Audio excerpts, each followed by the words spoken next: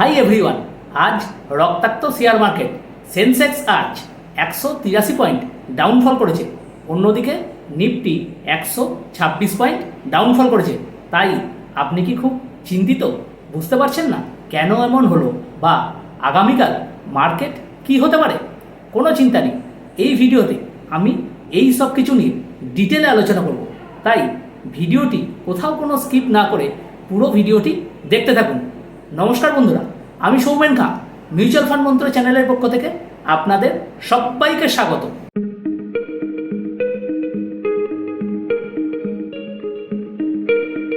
স্ক্রিনে আপনারা দেখতে পাচ্ছেন আজ নিফটি 50 প্রথমে কিন্তু একটা আপসাইডে মুভমেন্টের চেষ্টা করেছিল, কিন্তু উপরে যে সাপোর্ট লেভেল আছে, উপরে যে রেজিস্ট্যান্স লেভেল আছে, সেই রেজিস্ট্যান্স লেভেলটাকে কিন্তু নিফটি 50 ব্রেক করতে পারলো না।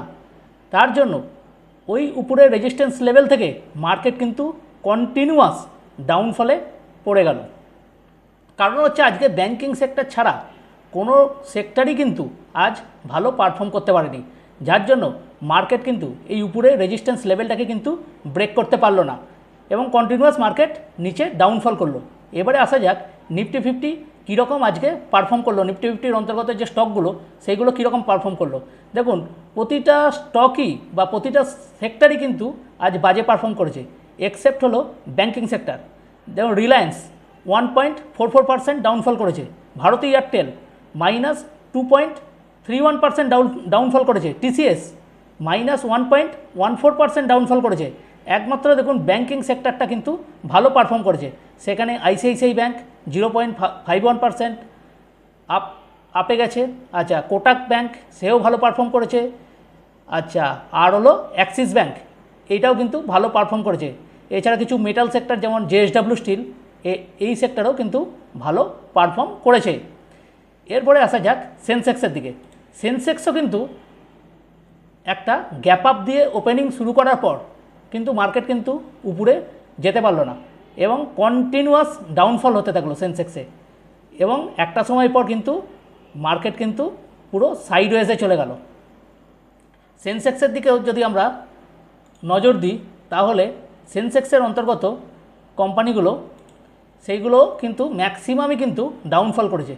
রিলায়েন্স -1.04% ডাউনফল করেছে, ভারতী এয়ারটেল -1.91% ডাউনফল করেছে, টিসিএস -0.87% ডাউনফল করেছে।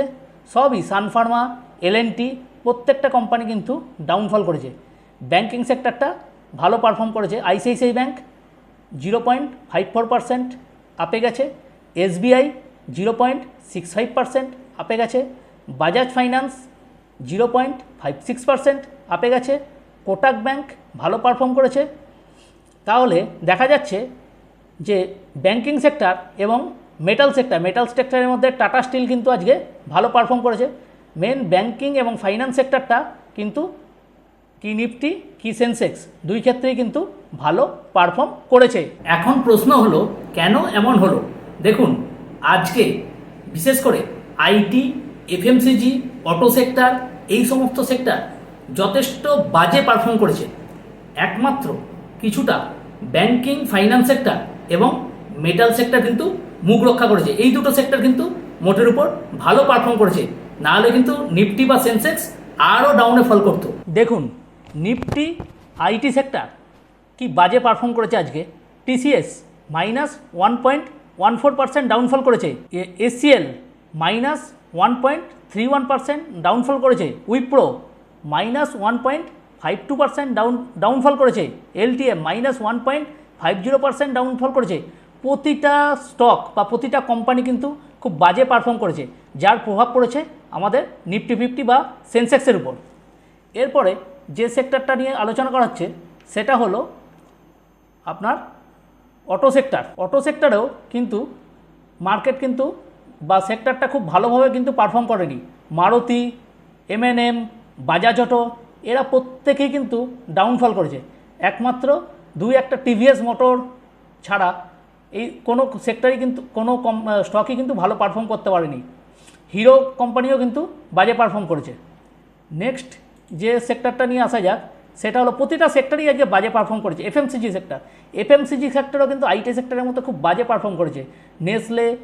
নেসলে ইন্ডিয়া কত করেছে? -1.86% ডাউনফল করেছে।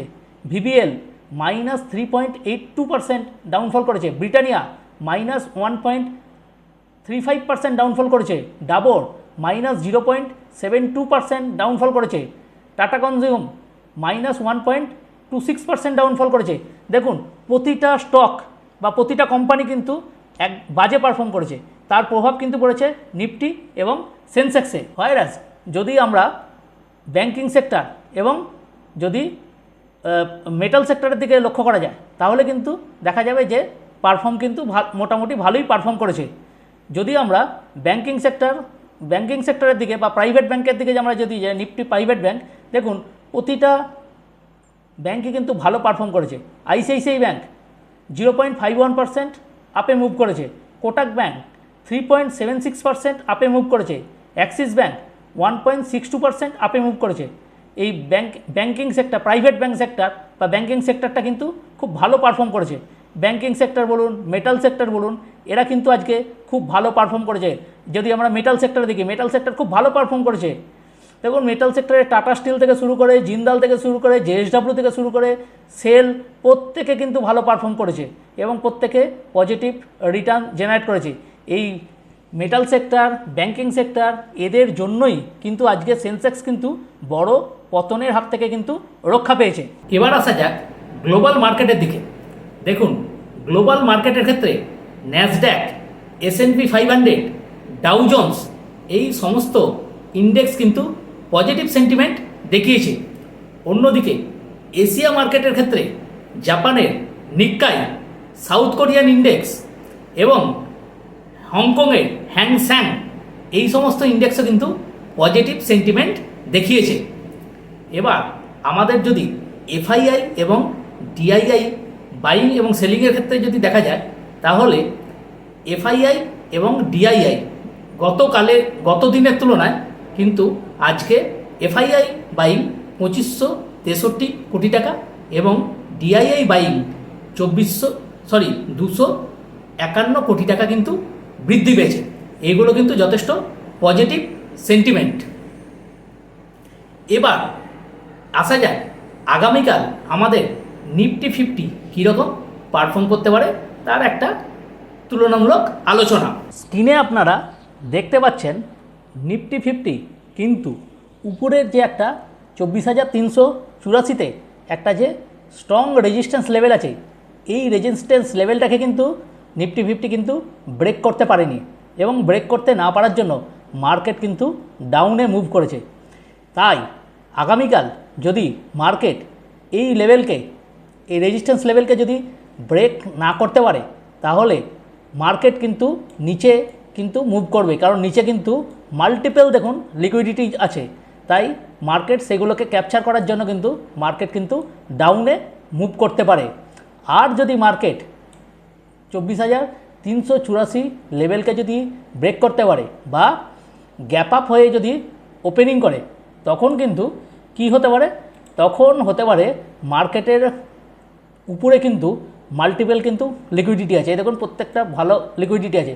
তাই মার্কেট যদি একবার ওই লেভেলকে যদি ক্রস করে যায়, 24,384 লেভেলকে যদি ক্রস করে, তাহলে হচ্ছে মার্কেট কিন্তু উপরের যে লিকুইডিটি আছে সেগুলোকে কিন্তু ক্যাপচার করার জন্য মার্কেট উপরে উঠবে। এটি সম্পূর্ণরকমভাবে একটি এডুকেশনাল ভিডিও, এটি কোনোরকমভাবেই কিন্তু রেকমেন্ডেশন ভিডিও নয়। আপনারা ইনভেস্ট করার পূর্বে ভালোভাবে রিসার্চ করে তবেই কিন্তু ইনভেস্ট করবেন। এবার আপনারা নিচে কমেন্টসে লিখে জানান ভিডিওটি কেমন লাগলো, আর আপনাদের এই মার্কেট সম্পর্কে কি মনোভাব আছে সেটা আপনারা নিচে কমেন্টসে লিখে জানান। ভিডিওটি যদি ভালো লাগে তাহলে অবশ্যই ভিডিওটিকে একটি সাবস্ক্রাইব করে দেবেন এবং শেয়ার করে দেবেন। ভিডিও রিলেটেড যদি কোনো প্রবলেম থাকে তাহলে অবশ্যই নিচে কমেন্টসে লিখে জানাবেন। আমি এই সম্পর্কে যা জানানো তা আমি কমেন্টসে উত্তর দিয়ে দেবো। ভিডিওটি যথেষ্ট বড় হয়ে গেছে, তাই আজ আর নয়, দেখা হবে অন্য কোনো দিনের। ততক্ষণের জন্য ভালো থাকবেন। নমস্কার।